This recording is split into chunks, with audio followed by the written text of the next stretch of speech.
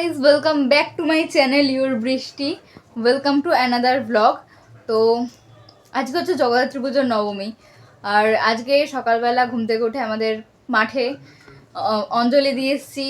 তারপর ওখানেই অনেকক্ষণ ছিলাম, আরতি ঠারতি হচ্ছিলো, সমস্ত কিছু দেখছিলাম। তার মাঝখানে এখন একটু বাড়িতে এসেছিলাম যে খাওয়া দাওয়া করে নিই, তারপরে আবার যাব। এখন বোধহয় হোমটা হচ্ছে বা হয়তো হয়ে গেছে, আমি জানি না। এখন একটুখানি যাবো, তারপর হয়তো একটুখানি আমি আর জয় বেরোবো, জয় মানে আমার বোন। তো দুজনে মিলে হয়তো একটুখানি বেরোবো। তো দেখা যাক।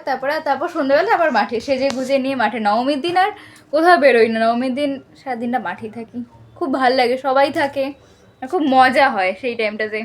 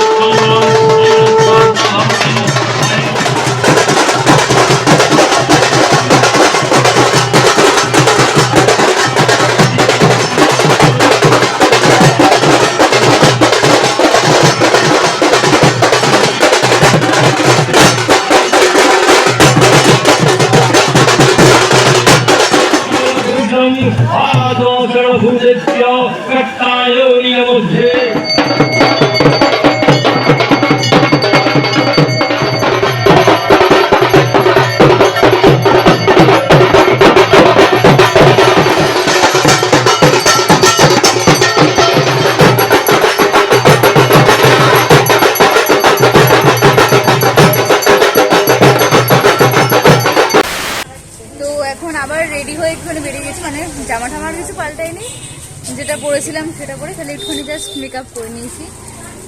আর এখন বেরিয়ে গেছি। এখন বাজে হচ্ছে 5টা, কটা বাজে, 5টা 15 মতো বাজে। আর জয়ী ওখানে ব্যান্ডেড লাগাচ্ছে, তাই জন্য আমি এখানে বসেই ব্লগটা করে নিলাম। এরপর আমরা যাবো রথের সড়ক, আর তারপর আমরা দেখছি যদি ইচ্ছা হয় তাহলে হয়তো সাউথবোর্ডটি যাবো, নাহলে যাবো না, কারণ আমার একবার দেখা হয়ে গেছে। দেখা যাক কী করা যায়।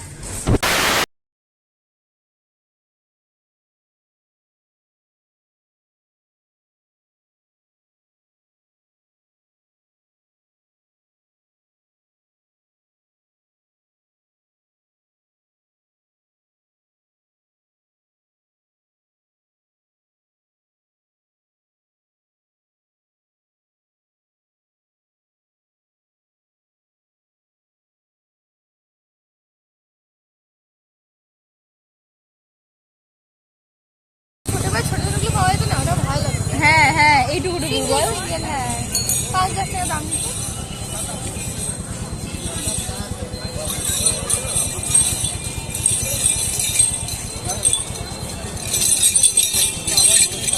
পুজোর সময় বসে আছি কেন? হ্যাঁ, আমার বয়স হয়ে গেছে।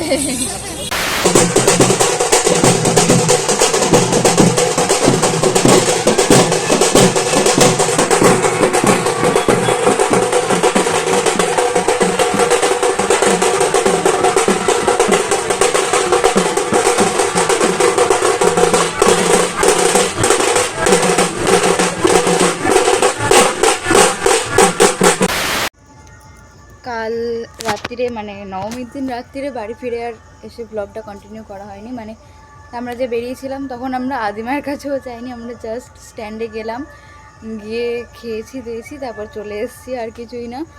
আর আজকে দশমী, আজকের ভোরবেলা আবার বেরোচ্ছি।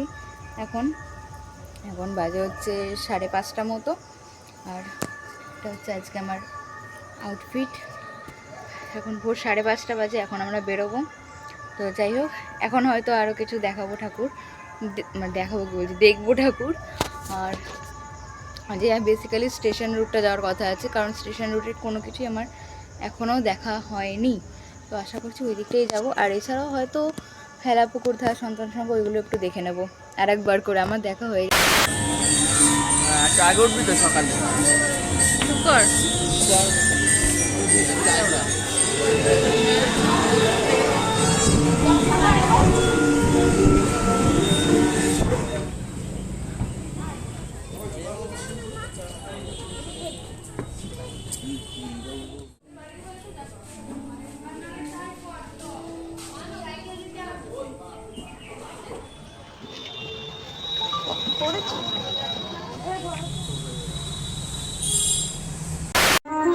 আজকে ভোরবেলা বেরোনোর পর আমি কিচ্ছু সেরকমভাবে ক্লিপ নিতে পারিনি, কারণ আমি যথারীতি ঘুমোচ্ছিলাম।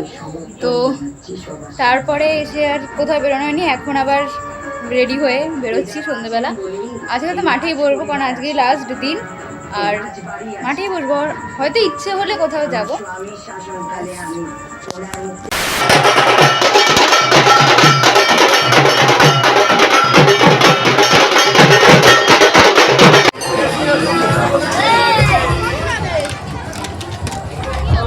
শাড়িটা পরেছি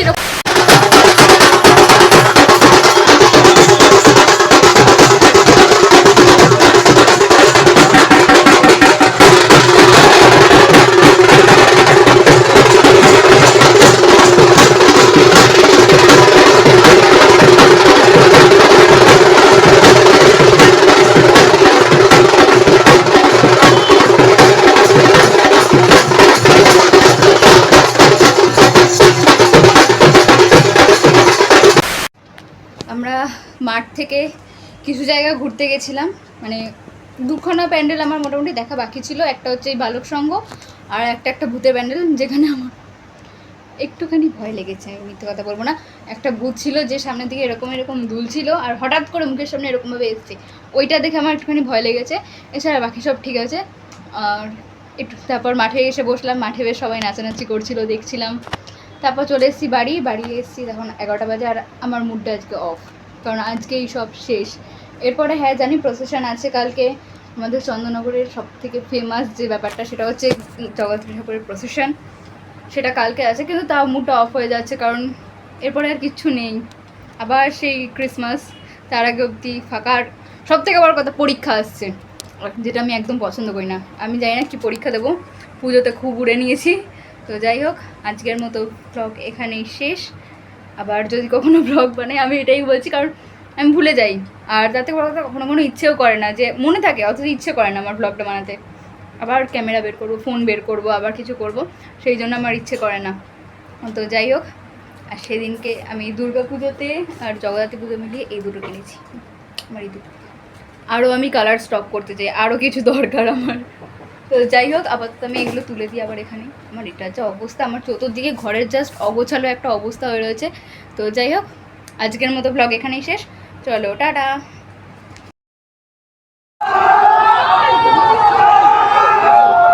আমার মা এখনই